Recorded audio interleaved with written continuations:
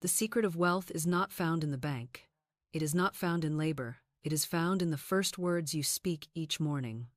One command, spoken in faith before breakfast is cleared, can change your entire day and your entire fortune. In this message, I will give you the exact command to speak each morning that unlocks wealth before noon. If you have eaten your breakfast in silence, if you have started your days with worry or complaint, today you will learn why nothing has shifted and how to reverse it with one decree. By the close of this lesson, you will hold the breakfast code of wealth, and you will know how to use it without delay. I know how mornings can feel tired eyes, heavy thoughts, the dread of another day chasing bills or work that never seems enough. You sit with your coffee, and your mind fills with lack before the clock strikes 9. And you wonder why the hours only repeat the same story: struggle in, struggle out. But I tell you, your morning is not meant for worry. It is meant for command. Spirit waits on your first words, and those words decide the harvest of the day. When you learn to replace complaint with decree, when you stop whispering defeat and begin declaring abundance, you will see how swiftly the day obeys. Today, I will show you the breakfast command that makes wealth move before noon.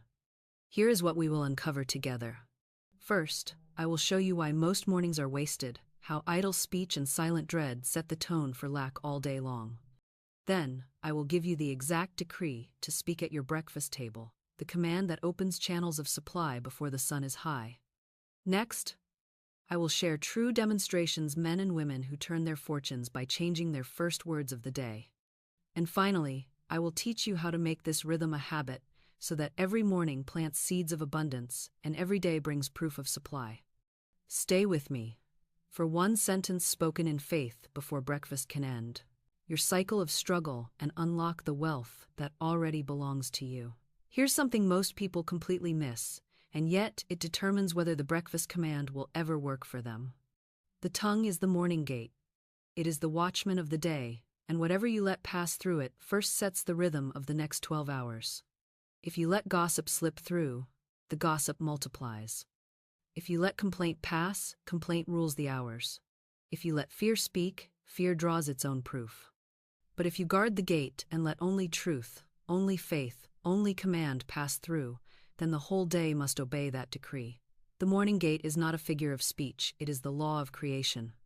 Scripture says, "Set a watch, O Lord, before my mouth. Keep the door of my lips." That is no mere poetic prayer, it is instruction in metaphysical law. The lips are the door, the tongue is the gate, and the watchman is your awareness. If you leave the gate unguarded, thieves rush in, thieves of lack, thieves of fear, thieves of despair, and they will not only enter but rule the day, because what you release through the gate at sunrise becomes the law the subconscious follows until sunset. Think of it like a fortress. The morning is your fortress of power. You wake, and the gates swing open. If you post no guard, the enemy walks in unchallenged, and the day is lost before it begins.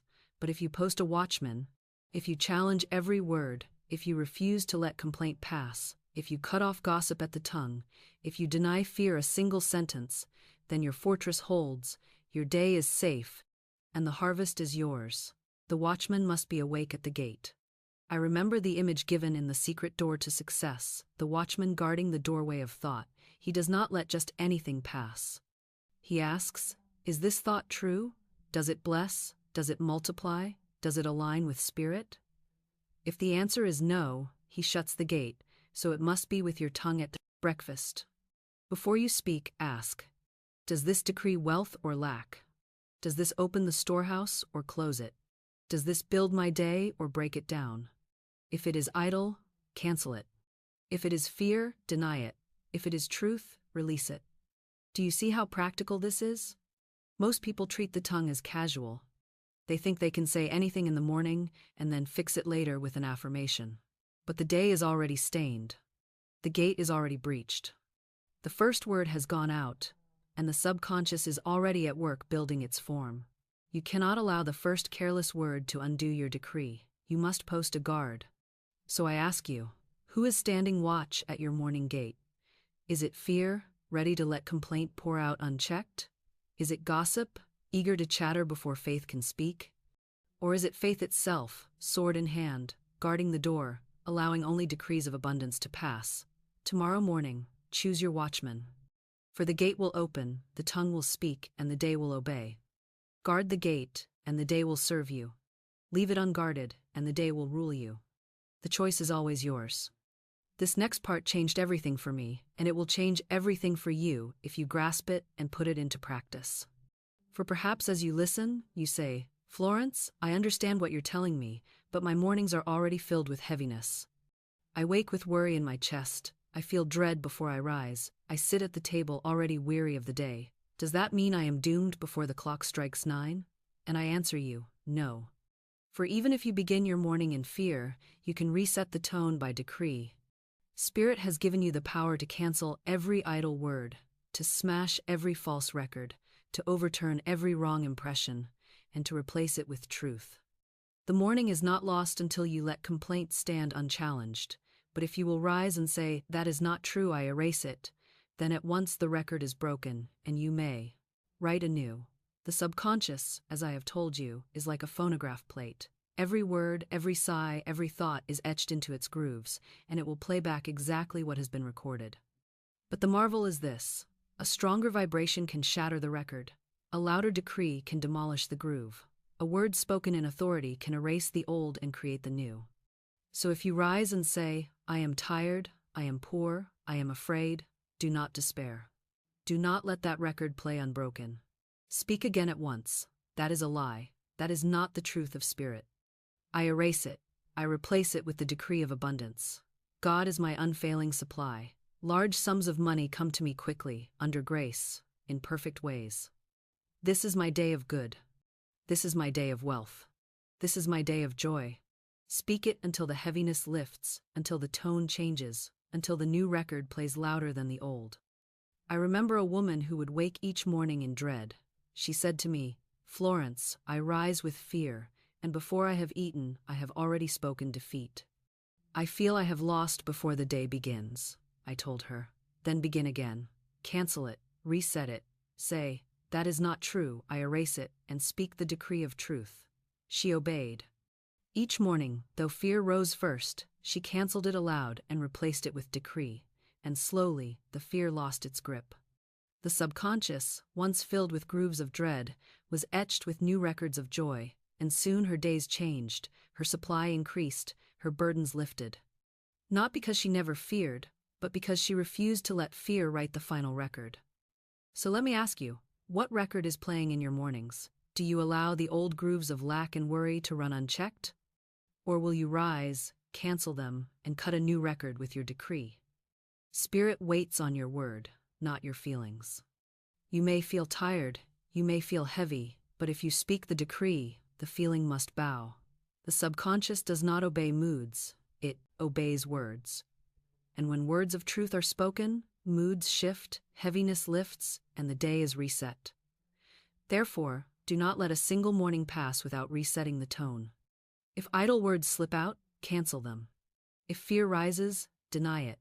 If heaviness lingers, speak over it until it breaks. Your morning is the blueprint of your day, and you hold the pen. Write lack, and you live lack. Erase it and write wealth, and wealth must come. The law is exact. The law is faithful. Reset the tone, and the day will obey. Now we come to the heart of this message, the very sentence that unlocks the storehouse of riches and makes wealth move before the sun is high.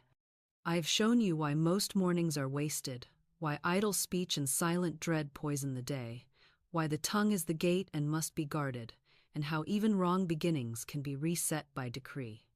But all of this is preparation for the command itself, the word that spirit always obeys, the word that turns a simple breakfast into an altar of abundance. And here it is. God is my unfailing supply. Large sums of money come to me quickly, under grace, in perfect ways. This is not a suggestion, not a wish, not a timid prayer, it is a decree. It does not beg, it does not plead, it does not hope. It declares what is true in spirit and commands it into form. When you speak it, you align yourself with the eternal source of supply. You cut off the false belief that jobs or markets or men are your provision. You declare that God alone is your unfailing supply, and in that moment, channels begin to open. When you say, large sums of money come to me quickly, You break the illusion of delay, you collapse the false chain of time, you plant the seed of immediacy.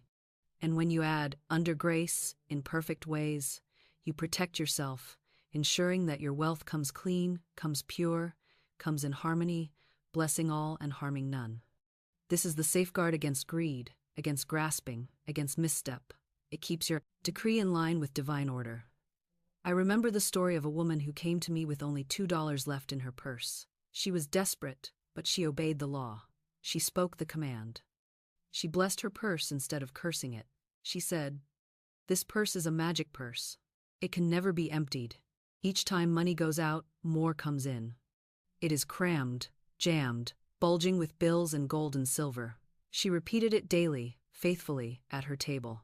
Not long after, $6,000 came to her in the most unexpected way. Did she labor for it? No. Did she beg for it? No. She commanded, and the law obeyed. The $2 were not her supply, they were her seed. Her words turned the seed into harvest. Now I ask you, what do you say over your purse, over your wallet, over your bank account? Do you sigh, "It is empty again"? Then empty it will remain. Do you say, "It is never enough"? Then never enough will be your portion. But if you will speak, "This purse is crammed, jammed, bulging with abundance. God is my unfailing supply. Large sums of money come to me quickly, under grace, in perfect ways," then your purse must obey, your account must obey, your day must obey. For the subconscious is the faithful servant, and it cannot argue with your decree. So tomorrow morning, do not let complaint be your first words. Do not let fear be your breakfast companion. Sit at your table, lift your head, and declare aloud, rhythmically, with conviction, "God is my unfailing supply. Large sums of money come to me quickly, under grace, in perfect ways." Say it once, and the seed is planted. Say it daily, and the harvest grows steady. Say it boldly, and the supply rushes swiftly. For the law does not delay when the word is spoken in faith. Let this be your breakfast command. Simple, clear, exact. Not 100 words, not a long plea, just one decree, steady and strong. Speak it, and the invisible will move. Speak it, and channels will open. Speak it, and wealth will come before noon, not by toil, not by chance, but by the law of your word. What I am about to show you may seem mysterious to the reasoning mind, but it is the most practical thing in the world when you understand the law. Many ask me, "Florence, why must I speak the command at breakfast? Why does it work so quickly, sometimes even before noon? Surely wealth takes time, surely channels must arrange themselves, surely opportunity must develop." And I answer, no, spirit is instant. Supply already exists. The only delay is in your own consciousness, and when you speak at sunrise, when you plant the seed in the soft soil of the morning, the harvest can break through with startling speed. The law is this: faith accelerates, fear delays. Every fearful thought puts brakes on the wheel, every word of doubt builds a wall, every sigh of complaint slows the current, but faith is the quickening. Faith is the spark that collapses time. Faith pulls the unseen into the seen without obstruction. That is why the decree, spoken firmly at breakfast, can bear fruit before the day is half over. The subconscious, wide open at dawn, takes the command as absolute and begins at once to arrange channels, to open doors, to draw in opportunities. The world may tell you that wealth must crawl through years of labor, but Spirit says, "It is done." Speak, and it is so. I recall a woman who came to me in terror. She was facing a lawsuit for $3,000. She had no means to pay and no time to wait. I told her, "Do not describe the trouble. Do not repeat the fear. Speak the decree. Say, I give thanks that this situation is now adjusted in divine order. What is mine cannot be lost. My supply is here now, under grace, in perfect ways." She obeyed. She spoke it, and she held fast to it without wavering. That very week, a relative she had not heard from in years sent her the exact sum she needed, and it arrived at the very hour the payment was due. Was it coincidence? No. It was the law of faith. It was the quickening of spirit responding to her decree. This is why I call it the 24-hour principle. The subconscious, when impressed with absolute certainty, can bring about demonstration in a single day. Not because spirit moves slowly at other times, but because the human mind rarely holds steady long enough to let the seed sprout. People decree in the morning and cancel it by lunch with fear. They speak faith at breakfast and speak doubt by dinner. They plant and uproot, and so nothing grows. But if for one day you hold steady, if for one day you speak only truth, if for one day you guard your tongue and refuse to cancel your decree, the harvest must appear, for the soil has been left undisturbed long enough to bear fruit. So I ask you, what would change if tomorrow you dared to speak the command once, boldly, clearly, without hesitation, and then guarded it until noon? What if you refused to let a single idle word pass, refused to bow to a single appearance, refused to whisper a single fear? Do you not see that in such a case, the law must obey you? For spirit is instant, and your million is not waiting to be created, it is waiting to be claimed. Therefore, do not be surprised when supply arrives quickly. Do not doubt when doors open suddenly. Do not say, "It is too soon." There is no too soon in spirit. There is only the now, the eternal present, the moment when faith speaks and the universe moves. Speak in the morning, hold steady through the noon, and watch as what you once thought would take years arrives in a day. Now I must warn you of something that many overlook, and it is the reason their morning decree fails to bear fruit. They speak the command with boldness at breakfast. They declare, "God is my unfailing supply." Large sums of money come to me quickly, under grace, in perfect ways, and for a moment their whole being vibrates with truth. But as the day unfolds, they begin to speak idle words. They complain about the weather, they grumble over bills, they mutter that nothing ever works for them, they tell their friends about their fears, and in that instant the decree is cancelled. The command planted the seed, but the idle word uprooted it. The harvest was growing, but the tongue cut it down. And then they say, "Florence, why did it not work for me?" And I tell them, "It worked, but you killed it with your own lips." The tongue is a sword. It can set you free, or it can bind you. You cannot speak abundance at sunrise and lack at noon and expect riches to appear. The subconscious does not sort your words into piles of truth and joke. It does not say, "She meant this one but not that one." No, it records every syllable and builds accordingly. Every word is a command, whether of faith or fear, whether spoken in earnest or in jest. That is why Scripture warns that every idle word must be accounted for, because every idle word creates. I remember Shinn's illustration of the phonograph record. Every word, every sentence is etched like a groove into the subconscious, and once it is etched, it will play back in your life. You may forget what you said, but your life will remember. The only way to break the groove is to speak a stronger decree, a command of truth that smashes the old record and writes a new one. So if you have spoken lack after your decree, do not despair, but do not ignore it either. Cancel it at once. Say, "That is not true. I erase it. I replace it with abundance." Do not let one idle word stand. Be vigilant, for the harvest of your million is too precious to let weeds choke it. Think of it like this. You are guarding a seedling in your garden. You plant it with care in the morning, but if you let animals trample it, if you let weeds overgrow it, if you pour poison on it with your own hand, how can you blame the soil when it does not grow? Your decree is that seedling. Protect it. Watch over it. Guard your tongue as you would guard treasure, for it is treasure indeed. So tomorrow, when you speak the breakfast command, be watchful until noon. Refuse gossip, for gossip plants weeds. Refuse complaint, for complaint poisons the soil. Refuse fear, for fear cuts the root. And if any slip should pass your lips, cancel it instantly with a decree of truth. Let no careless sentence go unchecked. For the hours between sunrise and noon are holy ground, where your seed is taking root, and you must protect it with all diligence. This is why I say protecting the command is as important as speaking it. Without protection, the harvest may never appear. But with protection, with vigilance, with faith guarding your tongue, the decree grows strong, the supply rushes in, and before the sun is high, proof is at your door. Now let me show you the great mercy and the great certainty of the law by bringing before you the proof of demonstration, for I never speak in theory. What I teach is not speculation, not philosophy, not wishful thinking, it is law, and law is proven in practice. When a decree is spoken in faith, when it is guarded and not cancelled, when it is held steady through the morning hours, results appear, sometimes so swiftly that the reasoning mind is startled into silence.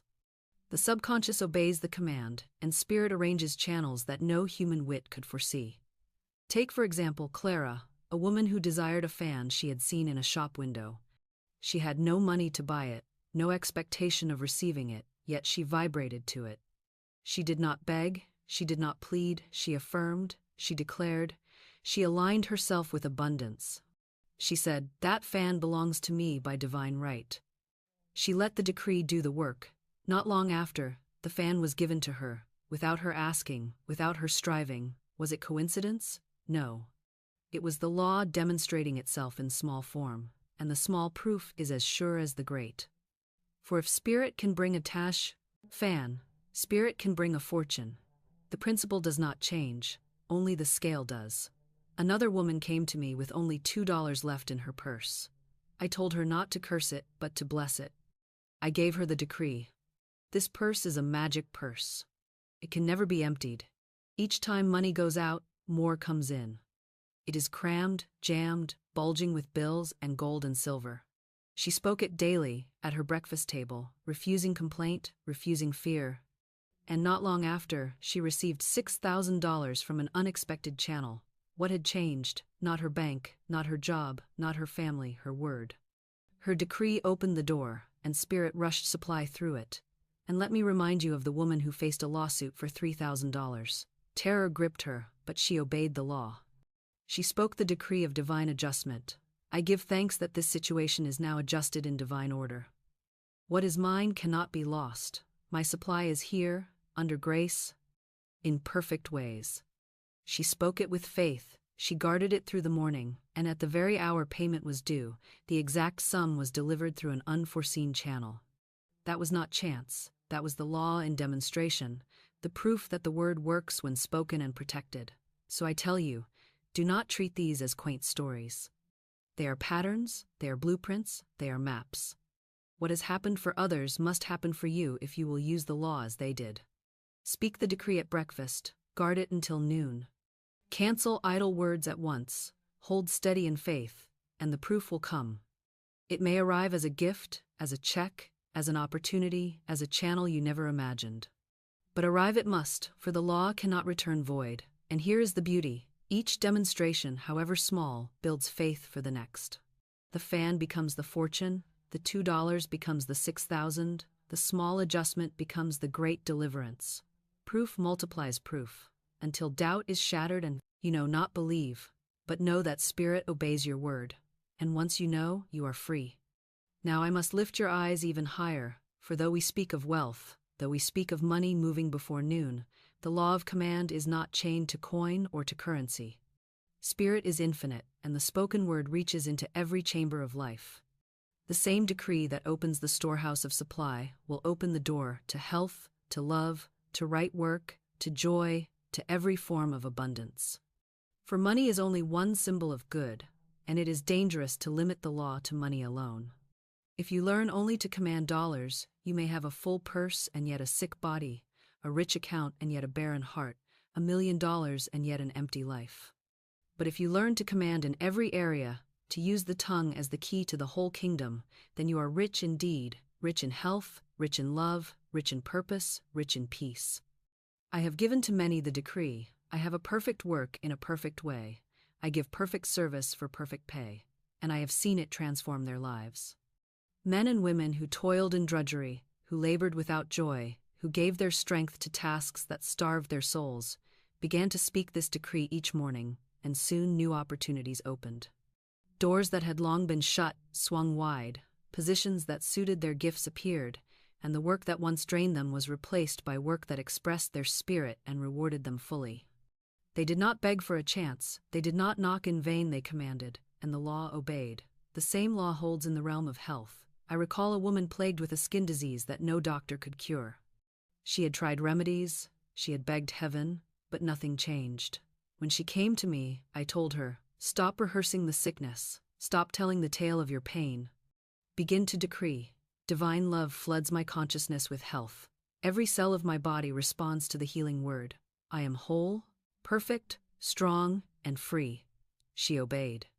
She spoke it daily, she spoke it in the morning before fear could speak, She spoke it until her heart softened and forgiveness rose within her, and as bitterness melted, so did the disease. She was healed, not by chance, not by medicine, but by the spoken word, by the decree of health that spirit could not refuse. And love, yes, even love responds to the command. Many cry, "Florence, I want this particular person. I want this man. I want this woman." They cling, they beg, they pray amiss. But I tell them, do not bind yourself to what may not be yours. Do not demand what may not belong to you. Speak instead, "I am now linked with my right mate by divine selection. What is mine cannot be withheld. What is not mine cannot satisfy."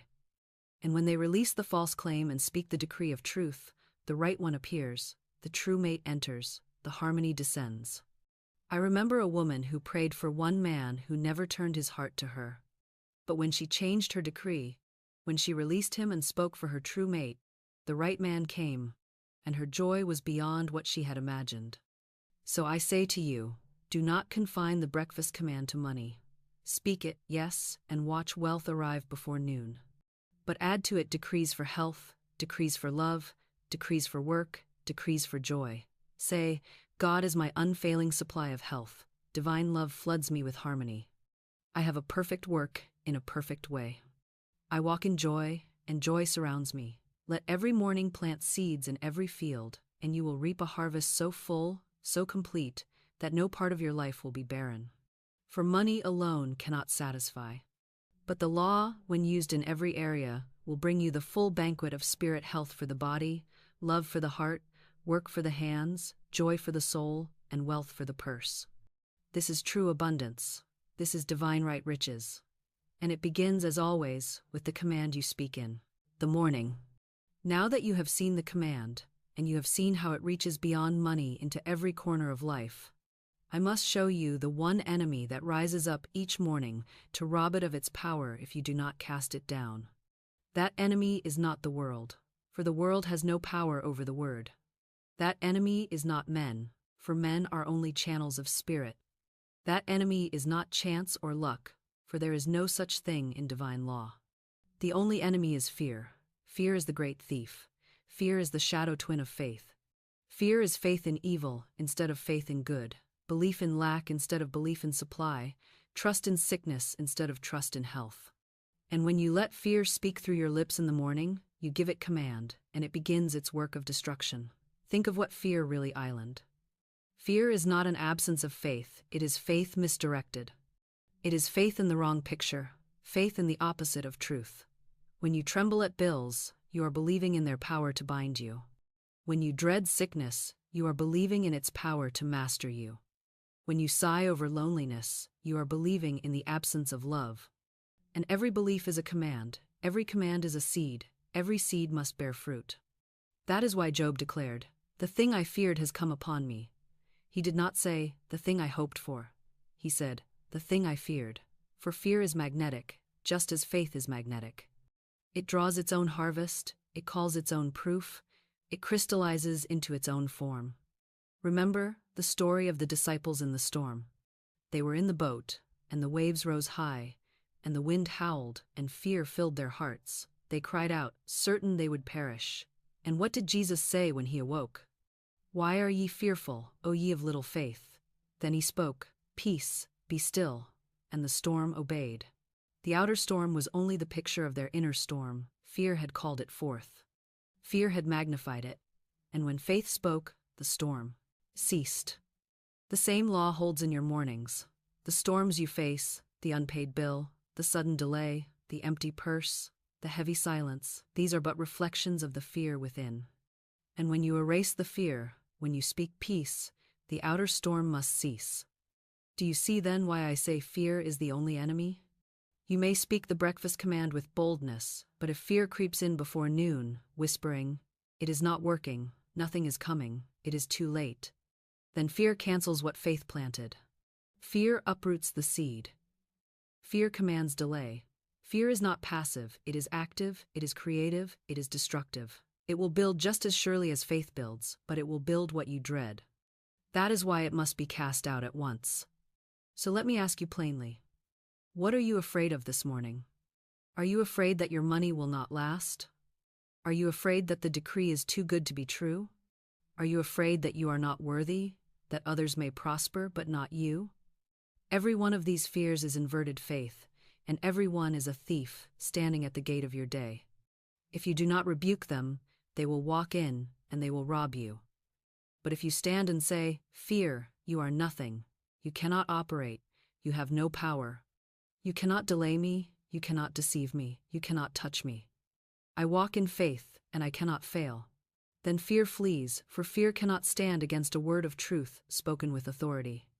Therefore, understand this clearly: the breakfast command is sure, the law is faithful, supply is certain. The only obstruction is fear.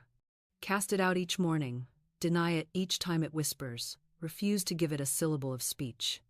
And when fear is gone, faith stands tall, and the decree you spoke will have no hindrance, no delay, no obstruction. It will move swiftly, and before noon you will see the proof. Now that you see fear for what it is, the only true enemy of your supply, the inverted faith that calls forth what you dread, you must be armed with the weapons that erase it the very moment it rises, for fear is sly, fear is subtle. Fear slips into your morning like a shadow before the sun has fully risen, and if you do not drive it out at once, it will take root and grow until it covers the whole day. But spirit has not left you defenseless.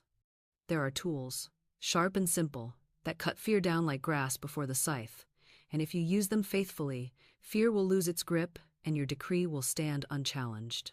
The first tool is denial. Fear must be denied, spoken against, rebuked to its face. Do not reason with fear, for it is unreasonable. Do not debate with fear, for it does not argue in truth. Do not weep before fear, for it feeds on tears. Stand firm and say aloud, "Fear, you are nothing, you have no power, you cannot operate. You are a shadow, and I command you to be gone." Say it with authority, even if your body trembles, even if your mind whispers otherwise. The spoken denial lifts you out of the vibration of fear and plants you in the vibration of truth. I once told a man who had lived in constant worry, "Whenever fear speaks, answer it aloud, do not let it finish its sentence." He obeyed, and within days the torment that had haunted him for years melted away. He had not out-argued fear, he had denied it, and the denial erased it. The second tool is affirmation. After you deny fear, you must replace it with truth. You cannot leave the house empty, for fear will return. Fill it at once with faith. If fear says, "You will fail," answer, "I walk in faith, I cannot fail." If fear says, "You will lose everything," answer, "God is my unfailing supply. Nothing can be lost to me." If fear says, "You will be alone," answer, "Divine love goes before me, preparing the way, and I am irresistible to my own." The affirmation must be spoken with rhythm and certainty, like a hammer driving the nail of truth deep into the subconscious. The subconscious does not argue. It obeys. Fill it with faith, and faith will bear fruit. The third tool is thanksgiving. Gratitude is the sound of faith fulfilled, and it dissolves fear like sunlight dissolves fog. When fear whispers, "Nothing is happening," say instead, "I give thanks that my supply is here now. I give thanks that divine order is established in my affairs. I give thanks that every channel is open, every door is clear, every blessing rushes to me now." Thanksgiving lifts you out of doubt, for you cannot tremble and give thanks at the same time. Fear and gratitude cannot dwell together, one must bow to the other, and fear always bows when thanksgiving is spoken. The fourth tool is love, for perfect love casts out fear. Fear cannot remain where love abides. If you fear a person, bless them. If you fear a situation, surround it with love in your thought. If you fear loss, declare, "Divine love is the substance of my supply. It cannot fail, it cannot fade, it cannot be taken from me." I recall a man bound by worry all his life. One day, he passed a sign that read, "Why worry? It will probably never happen." He laughed aloud, and in that laugh, love and joy entered, and the fear that had held him for years dissolved. Joy is love in motion, and when love moves, fear flees. So here are your weapons: denial, affirmation, thanksgiving, love. Use them swiftly, use them boldly, use them every morning before breakfast if fear dares to show its face. Do not let fear sit at your table, do not let it whisper in your ear, Do not let it enter unchallenged. Erase it at once, replace it with truth, flood it with gratitude, dissolve it with love. And when fear is gone, faith will stand steady, and your decree will hold fast, and your supply will come without obstruction. Now I must lead you into one of the deepest truths of the law, a truth that many stumble over because they are still bound by their eyes, still ruled by the shadows of circumstance, still judging by what they see instead of by what island. It is this: you must learn to live above appearances. For appearances are not truth, they are the echo of old words, the shadows of past decrees, the temporary pictures drawn by yesterday's fear or doubt. They have no life of their own, yet most people bow to them as though they were final. They rise in the morning, see the unpaid bills, the empty purse, the letter of demand, the heavy body, and they say, "This is reality, this is the truth." And in saying so, they chain themselves to the very shadow they despise. But Spirit whispers, "Judge not according to appearances, but judge righteous judgment." For righteous judgment looks beyond the surface, beyond the shadow, beyond the echo, and holds fast to the unseen truth. Think of the Israelites standing at the edge of their promised land. They looked into the land and saw giants, men taller and stronger than themselves, and they trembled. They said, "We are as grasshoppers in their sight, and so we are in our own." And because they bowed to appearances, they turned back and wandered in the wilderness for 40 years. Yet the land had been given to them already. Spirit had promised it. The giants were only shadows, tests of vision, phantoms raised by fear. Had they held fast to truth, had they said, "God is our supply, and no giant can stand against his word," they would have entered at once. So it is with you. Each morning, giants rise before you, giants of debt, giants of sickness, giants of loneliness, giants of fear. If you bow to them, if you say, "I am a grasshopper," you will wander in circles. But if you decree, "These giants are nothing, my supply is here now, my health is here now, my love is here now. God is my unfailing supply," then the giants must vanish, for shadows cannot stand before light. I once counseled a woman who sat each morning staring at a pile of bills. She sighed, she fretted, she muttered, "I'll never be free of this burden." And so the burden grew, for she gave it her power. I told her, "Turn your eyes away. Do not bow to the picture of lack. Speak the decree. I give thanks that every bill is paid in full, under grace in perfect ways. I see only abundance. I see only plenty. I see only supply." She obeyed. Each morning, she chose to see beyond the paper giants. She refused to judge by appearances, and in time, her bills were paid, her debts were cleared, and her days were filled with peace. The giants had been illusions, and when she stopped feeding them with fear, they crumbled. Do you see then that appearances are the greatest test of faith? They rise to ask you, whose report will you believe? Will you believe the report of the eyes, or will you believe the report of spirit? If you judge by sight, you will live by shadows. If you judge by truth, you will live by supply. Every morning, when appearances try to seize your tongue, when the purse looks empty, when the door looks closed, when the body feels weak, you must answer with decree. You must say, "I refuse to judge by appearances. I stand on truth. I live above shadows. My good is here now, under grace, in perfect ways." Living above appearances does not mean ignoring life. It means refusing to let shadows dictate truth. It means choosing the higher reality, standing in the eternal now, decreeing what Spirit has already finished. When you live this way, your breakfast command cannot be shaken. The outer may roar, but the inner holds steady, and soon the outer bows to the inner. The giants fall, the bills are paid, the health blossoms, the love appears, the supply flows, because truth has been spoken and appearances have lost their power. So tomorrow morning, when the giant of lack tries to meet you at your table, do not bow, do not sigh, do not call yourself a grasshopper. Stand tall and declare, "God is my unfailing supply. Large sums of money come to me quickly, under grace, in perfect ways. My day is abundance, my day is wealth, my day is joy." And the giant will vanish, for it was only shadow, and shadows cannot stand against light. Here is something most people fail to understand. Fearlessness is not a gift that drops from heaven into your lap fully formed. It is not a rare virtue given only to the chosen few. It is a habit. Just as one learns to rise at the same hour, or to walk with steady steps, or to write with a sure hand. So one learns to live without fear by practice, by rhythm, by daily decree until it becomes the natural breath of the soul. Many say to me, "Florence, I cannot help my fear, it overwhelms me." And I tell them, you can help it, for the tongue rules the heart. If you will train your tongue to deny fear and to affirm faith, if you will repeat it daily until it writes itself into the grooves of your subconscious, then fear will fade and faith will stand as your second nature. Consider the words of Christ when the disciples trembled in the boat. "Peace, be still." These words were not spoken in panic, not shouted in terror. They were calm, firm, rhythmic, like the beating of a great heart that knows no defeat. And the storm obeyed, for nature itself recognizes authority. Do you not see that if you will speak with the same rhythm each morning, fear will obey you? You need not match the storm's fury with your own frenzy. You need only speak steadily, daily, habitually, until the word of peace becomes the law of your being. Peace, be still. Say it when your mind races. Say it when your heart trembles. Say it until it echoes within you like a heartbeat, until peace is no longer a command but your native atmosphere. I have taught many to use denials and affirmations as their daily drill, their spiritual exercise, just as a musician plays scales until his fingers move without thought.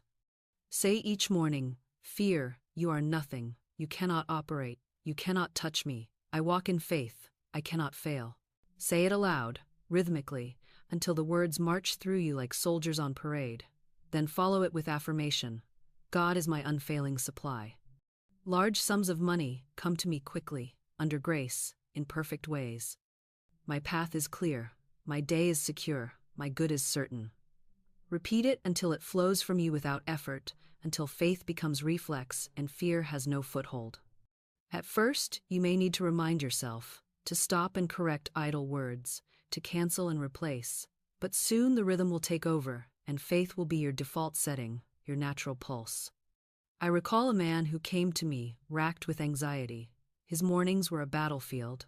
He said, "Florence, I rise in dread, and fear has me by the throat before I touch my breakfast." I told him, "Then rise with your denial ready, meet fear at the door. Say aloud, 'You are nothing, you cannot enter,' and then fill the house with faith, fill the air with decree." He obeyed. Each morning he met fear with denial, followed it with affirmation, and ended it with thanksgiving.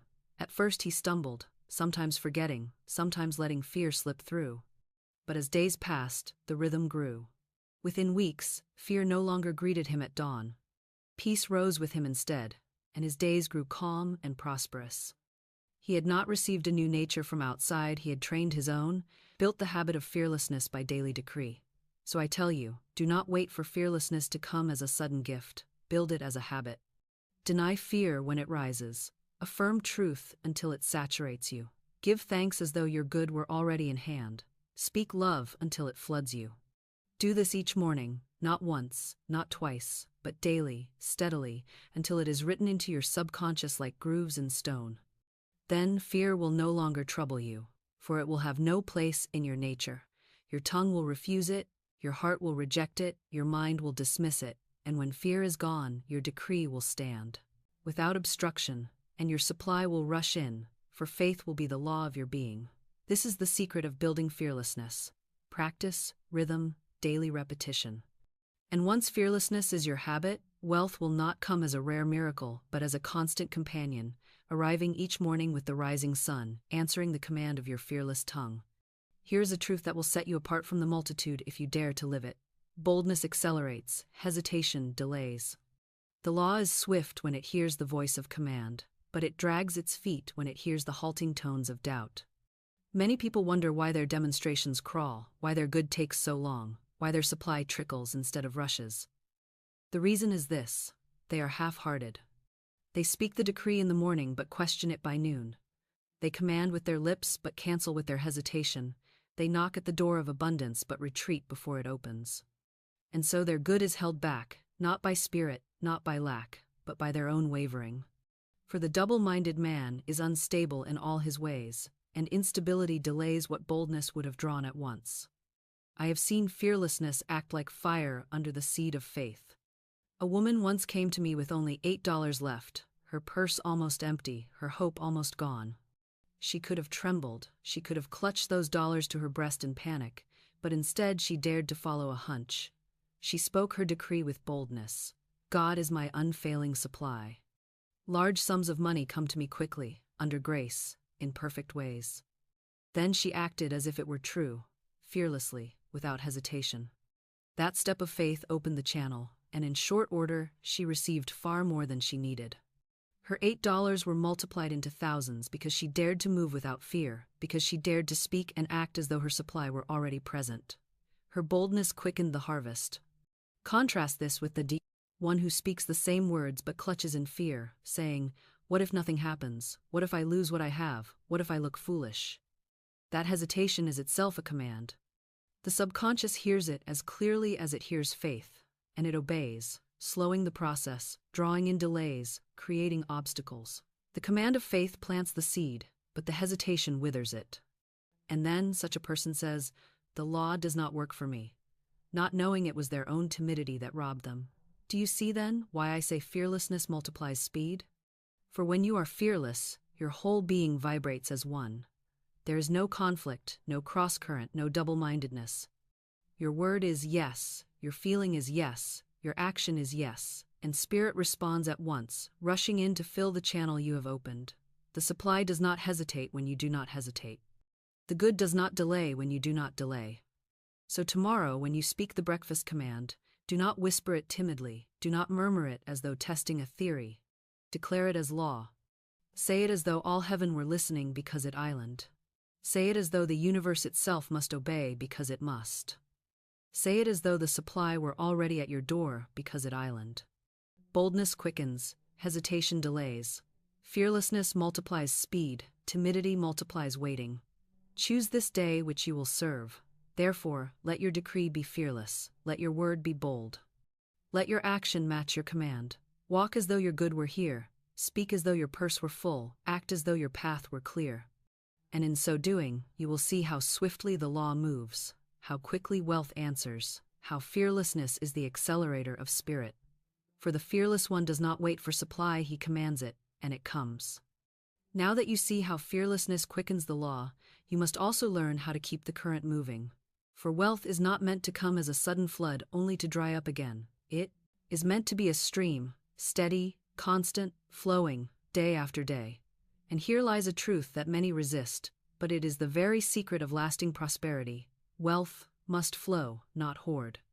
Spirit is circulation. Life is movement. The river that is dammed becomes stagnant. The hand that clutches soon cramps. The purse that is shut too tight becomes a tomb for money instead of a channel for supply. The law of prosperity is the law of circulation. You cannot lock wealth in a chest and expect it to multiply. You must let it flow, and in flowing, it returns to you multiplied. I have said many times, giving opens the way for receiving. When you give in faith, when you release what you hold, trusting that God is your unfailing supply, you prove to the universe that you are not bound by fear. You declare by your act, "I live in an abundant world. I trust the source. What I give returns to me multiplied, under grace, in perfect ways." And the universe answers with an open channel, with blessings rushing back, with supply that seems to come from nowhere. But when you hoard, when you say, "I must keep every penny, for I may not have enough," you are decreeing lack. You are affirming that God is not your supply. You are planting the seed of loss, and the harvest must match the seed. I remember the story of a woman who faced a decision to give when she herself had little. She followed the quiet nudge of intuition and gave in faith, though her reasoning mind trembled. And what happened? That gift returned to her multiplied, greater than she could have imagined, proving once again that the hand open to give is the hand open to receive. Contrast this with the man who clutched every coin, who hoarded in fear, who repeated to himself, "I cannot afford to give." His purse grew tighter, his channels dried up, his days grew heavier, until even what he had was lost. For fear attracts loss, but faith attracts abundance. So I tell you, your breakfast decree will open the portal, storehouse, but you must let the goods flow. If you dam the river, it will rot. If you open it, it will freshen, it will multiply, it will water every field of your life. Do not be afraid to give. Do not be afraid to circulate. Speak your decree, then prove it with your hand. Bless what you give, bless where it goes, and bless what returns. For circulation is proof of trust, and trust is the substance of demonstration. Wealth is not to be hoarded in fear, it is to be enjoyed, to be shared, to be released with joy, knowing that as surely as the tide goes out, the tide comes in. Each morning, when you speak the breakfast command, add this thought: I give freely, I receive freely. My wealth flows in endless circulation. Nothing is withheld, and nothing is lost. Say it until it becomes your atmosphere, until giving no longer feels like loss but like sowing seed, until you know that the law must bring it back multiplied. For the one who clutches loses, but the one who flows prospers. Therefore live in the stream, refuse to hoard, refuse to clutch, refuse to speak of saving against fear. Instead, speak of giving in faith. For wealth is not a pile to be guarded but a river to be enjoyed, and when you let it flow, it will never run dry. Here is something that troubles many souls, and unless it is understood, it can cause them to abandon the law altogether: the appearance of delay. They say to me, Florence, I spoke the decree. I guarded my tongue, I held my faith, but still, by noon, nothing appeared. Did I fail? Did the law fail? Is this not true? And I tell them, the law cannot fail, for the law is God in action. What you call delay is often not denial, but divine rearrangement. Spirit is arranging channels you do not see, shifting people, moving circumstances, clearing the way so that your good may come in a form more perfect than you asked. Delay is not lack. Delay is not failure. Delay is protection, preservation, preparation. When you understand this, you no longer tremble at the hours that pass. You rest, you trust, you give thanks, knowing that every moment is bringing the supply nearer in the perfect way. Let me remind you of the woman who prayed and prayed for a certain man to marry her. She was convinced he was the one, and she begged heaven to give him to her. Yet the man never came, and she felt Spirit had denied her. But when she shifted her decree, when she released him and said, I am now linked with my right mate by divine selection, what is mine cannot be withheld, what is not mine cannot satisfy. Soon another man appeared, her true mate, one with whom she found harmony and joy beyond anything she had imagined. What had happened? Spirit had not denied her good, it had rearranged her desire, lifting her from a counterfeit to the genuine. The seeming delay was divine timing, preparing her for the true gift. The same holds in matters of money. A woman once decreed supply for a certain venture. She expected it by morning, but it did not arrive. She held steady, giving thanks that it was already hers, and a few days later, the money came through a channel she could not have opened herself. And with it came connections and opportunities far greater than she had asked. Had the money come in the way she first imagined, she would have missed the greater blessing. The delay was not denial. It was Spirit's rearrangement. So I ask you, can you trust the clock of heaven more than the clock of men? Can you hold steady when appearances whisper, it is too late? Can you give thanks before the purse is filled, before the bill is paid, before the door is opened? This is faith, and faith is the magnet. When you trust divine timing, you prove your decree unshaken, and the good comes, not only as you asked, but larger, richer, more perfect. Think of the farmer. He plants the seed, and he does not cry at the soil because it does not sprout the next hour. He trusts the unseen process. He knows that even when nothing shows, life is moving beneath the surface, roots are forming, the sprout is pressing upward. He gives thanks for the harvest before it breaks the ground.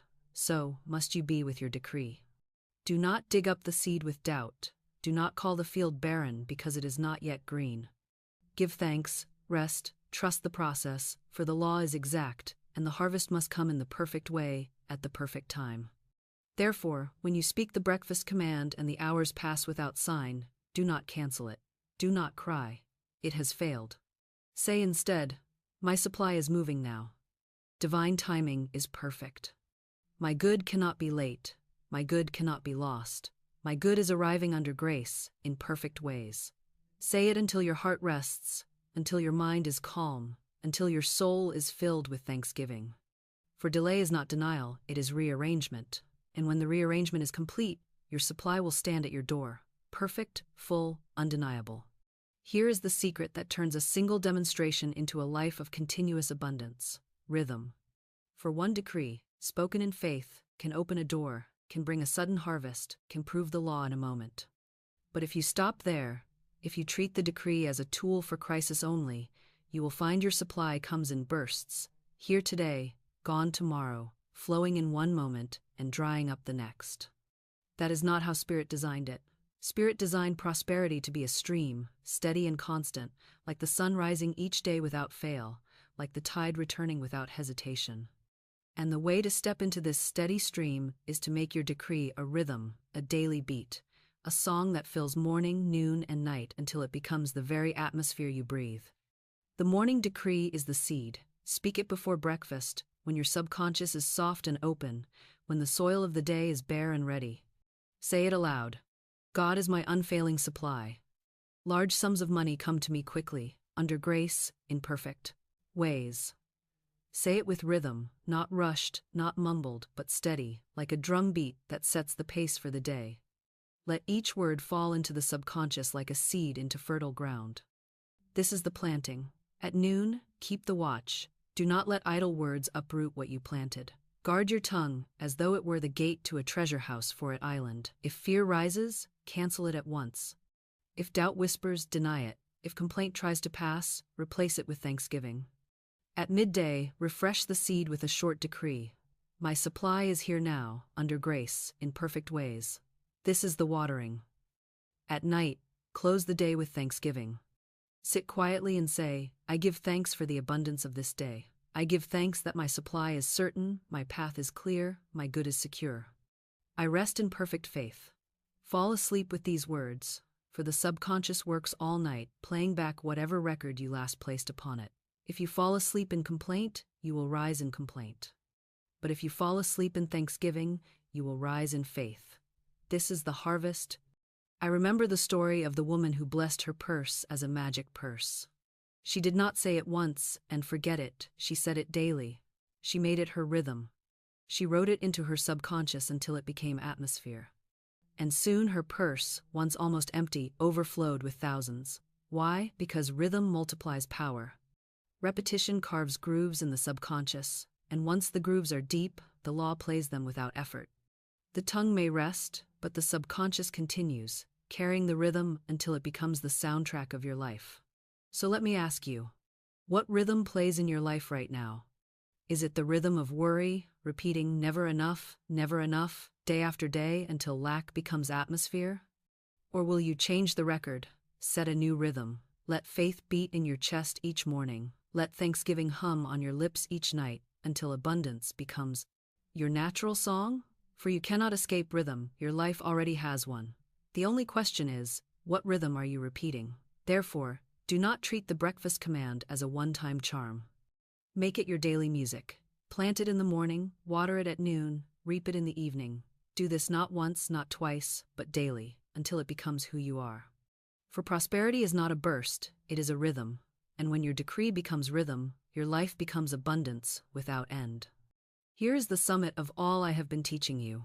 Wealth is not an event, not a miracle that happens once in a while to remind you of divine favor, not a sudden windfall that rushes in and then leaves you barren again. No, true wealth is a way of being.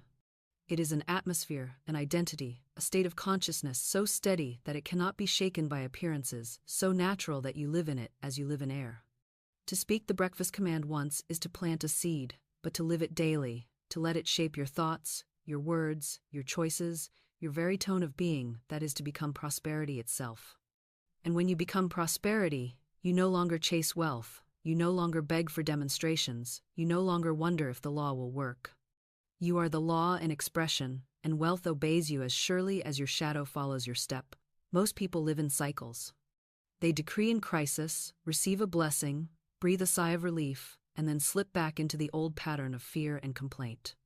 Their wealth rises and falls like a tide, not because spirit is changeable, but because their consciousness is unstable. They have not yet made wealth their way of being. They still think of prosperity as something out there to be reached for, instead of something in here to be lived. But spirit is not out there. The source is within you, and when you align with it steadily, you draw from it steadily, and abundance becomes the natural rhythm of your life. Think of health, a Man may take a tonic in sickness and recover for a time, but if he returns to the habits that poisoned him, sickness will return. True health comes when health is lived daily, when clean air, clean food, clean thought, and clean word become habit. So it is with wealth.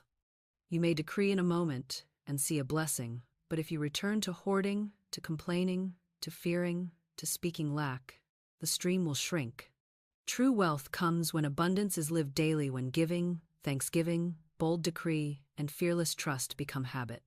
Then prosperity is no longer a visitor, it is a resident. I have often given the decree, I have a perfect work in a perfect way. I give perfect service for perfect pay. Many have spoken it and found a job, a payment, a temporary blessing.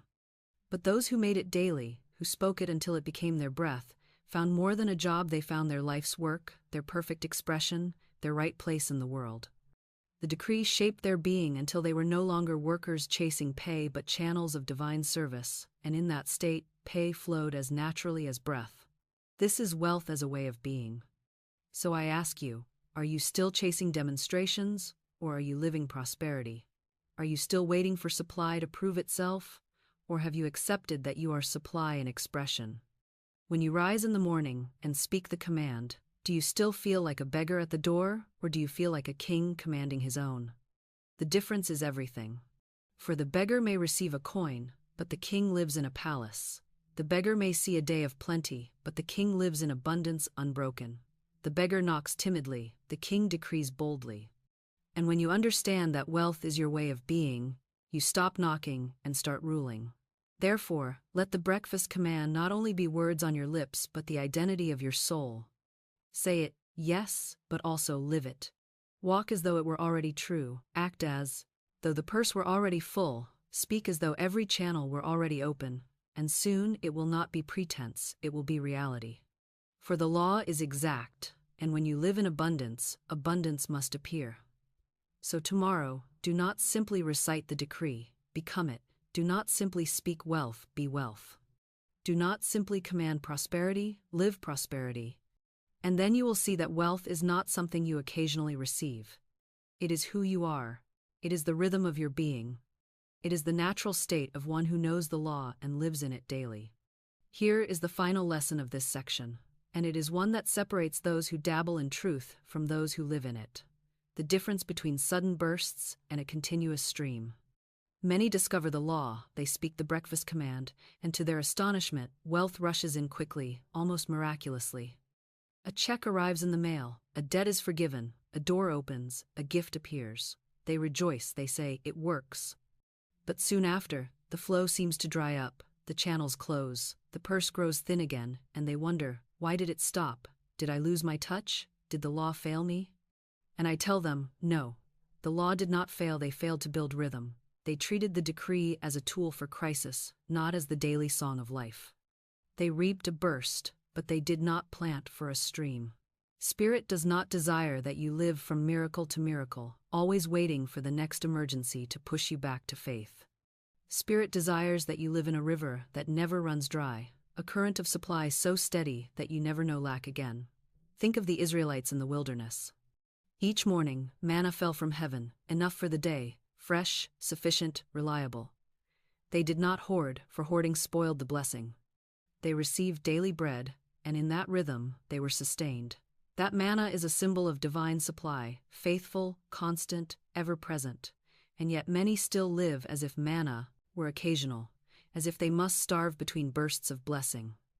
But I tell you, the law is manna every morning, if you will claim it daily. I recall a woman who spoke the decree only when pressed by need. Each time, she saw a demonstration. Money arrived just in time, a way was opened, her fear was relieved. But she grew weary of the ups and downs, the feast and famine. She asked me, Florence, how can I live in steady abundance instead of these bursts? And I told her, make the decree your daily rhythm. Do not wait for lack to press you. Speak it in plenty, as well as in need. Live as though supply is constant, and it will become constant. She obeyed. She spoke the decree at breakfast every day, guarded her words, gave in faith, rested in trust. And soon, she no longer had bursts and gaps, she had flow, a steady stream that supplied her without interruption. Do you see the difference? A burst is proof, but a stream is life. A burst excites the mind, but a stream calms the soul.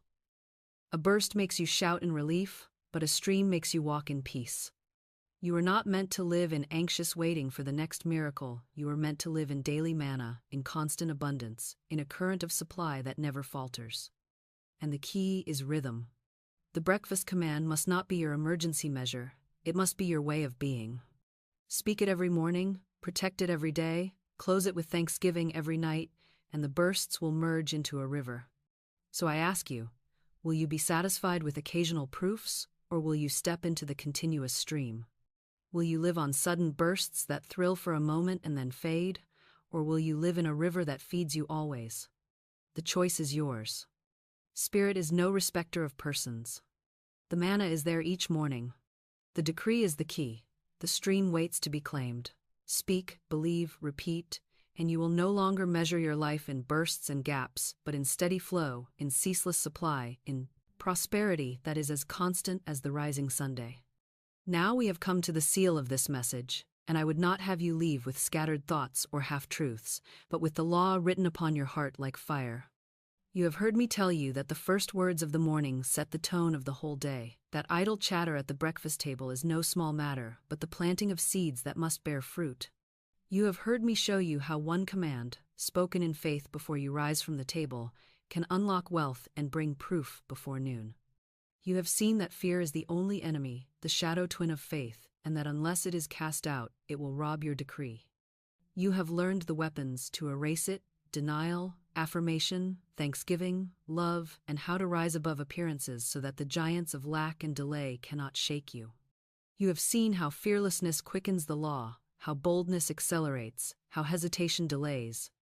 You have seen that wealth must flow, not hoard, that circulation is the proof of trust, and that what looks like delay is often Spirit's rearrangement for your greater good. And finally, you have seen that prosperity must be lived daily, not in sudden bursts, but in rhythm, until wealth becomes your atmosphere, your way of being, your constant stream. So let me speak it plainly. You are no longer to rise in dread, to eat your bread in silence, to mutter complaint over your morning coffee. You are to sit at your table as a king upon his throne, as a queen upon her seat, and decree your good. You are to speak aloud, firmly, rhythmically. God is my unfailing supply. Large sums of money come to me quickly, under grace, in perfect ways. Say it until the air vibrates with it. Say it until your heart beats with it. Say it until the walls of your house echo with it. And then guard it as treasure, refusing every idle word, canceling every slip, denying every fear, replacing every doubt. Hold it until noon, and watch what moves. Do not be surprised when the phone rings, when the letter arrives, when the door opens, when the purse fills, when the channel clears. Do not say, "How strange." Say, "Of course. This is the law, and the law always works." Say it with me now. For the power is not in hearing alone, but in speaking. God is my unfailing supply. Large sums of money come to me quickly, under grace, in perfect ways. Each morning I decree, each day I receive, and wealth flows to me before noon. Speak it again. Speak it until the fear flees, until the doubt falls silent, until your whole being knows that it is so. For the word you speak is the life you live, and the command you dare to utter is the fortune you dare to claim. And here's my challenge to you. Do not let another morning pass in silence or complaint. Tomorrow, before your bread is buttered, before your coffee is poured, speak the decree. Speak it boldly, guard it fiercely, give thanks for it joyfully. Watch what comes before the sun is high. And when it comes, remember, it was not chance, it was not luck, it was not the world's favor, it was the law, exact and unfailing, answering your word. But I know what some of you are asking even now. Florence, what if I speak the decree and by nightfall nothing has appeared? What then? Did I fail? Did the law falter? And I tell you, there is a hidden law that explains why some decrees manifest instantly and others seem delayed. You must know it, for without it, your faith may falter at the very door of your good. In my next message, The Secret Door to Success, I will reveal this hidden law, and when you grasp it, you will never again tremble at delay, for you will see that even when nothing appears, the law is at work, preparing a greater good than you imagined. So do not stop here.